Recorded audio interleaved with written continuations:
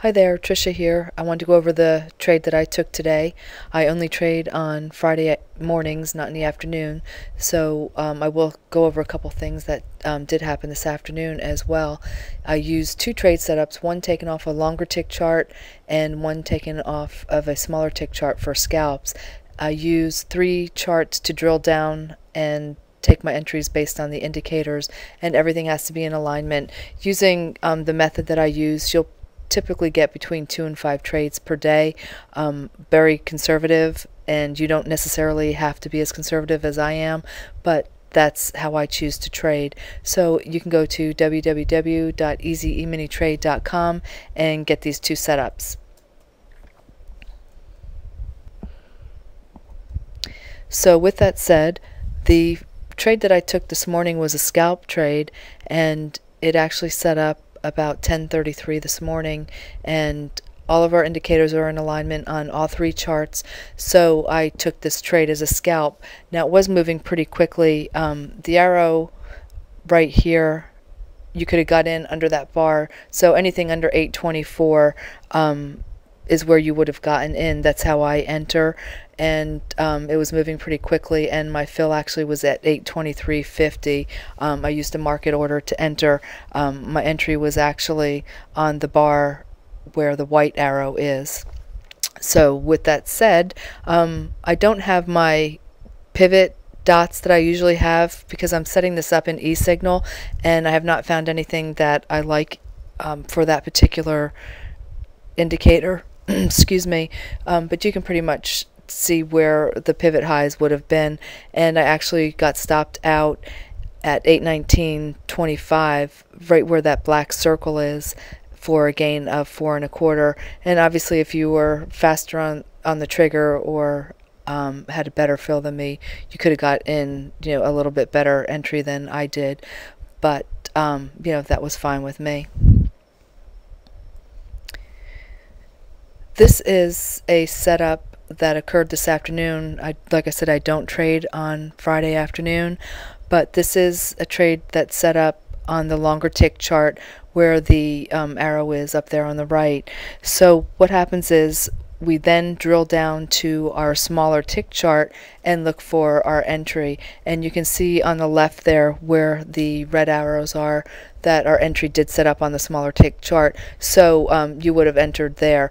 Also, what I like about this, where I have the black circle drawn at the bottom, also an entry was setting up on our scalp as well.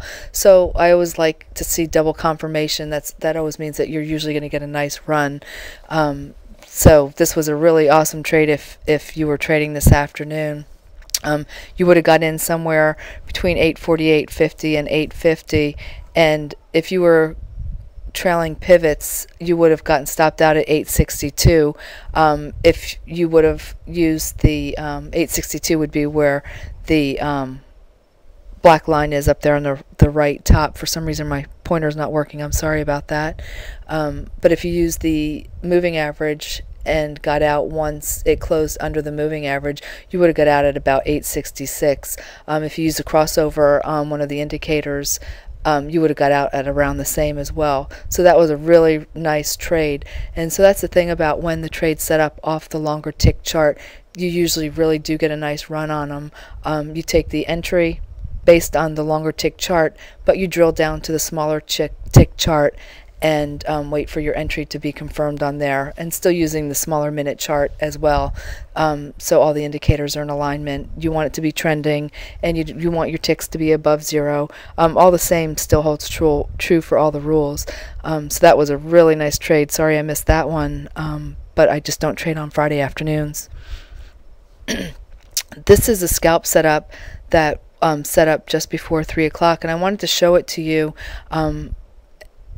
so you would be able to tell why you would pass on some scalps that set up and don't pass on others. Like I said, everything has to be in alignment, and so the reason why you wind up staying out of trades is because everything isn't in an alignment. So that's how you know that the scalp trade is not going to work. And sometimes they do work, but like in this example here, you have a scalp trade that's set up long, but you would have passed on it because the ticks were negative. And you can see you would have made a couple points, but it turned right back around and came down. So that's why, in my opinion, it's important to have everything in alignment, because you do have higher odds of a trade working out.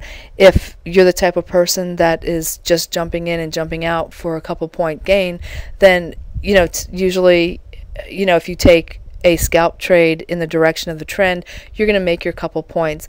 But I require everything to be in alignment in order for me to take a trade. This is another trade that's set up on the scalp smaller tick chart as well, and this was about 3:15. And the reason why I'm showing you this is, again, this is another one that's set up and would have worked out if you took it, but you would pass on this typically because you have a tick reading of almost 1,000. And so usually when you have a tick reading at almost 1,000, basically you're going to get a pullback on it, because everybody's already in, and so that's usually what happens, is you get a pullback on it. But this one would have worked out nicely if you did take it, but this isn't something that I would have taken because of the ticks. And here's the tick at that time where that black circle is drawn on the upper right hand side. We had really high tick readings. You can see they're over 1,000, 1,200. The three lines, what I do on my larger tick chart for my tick extremes and so forth, is I draw lines at 600, 800, and 1,000 plus and negative. And usually I'll set alerts at those points, because I'm not going to take a long entry if I'm over 800, and I'm not going to take a short entry if I'm at minus 800 to 1,000 as well. But usually what happens is you can get the pullback on the price on one of your smaller tick charts if the entry does actually set up. So anyway, that's what happened today.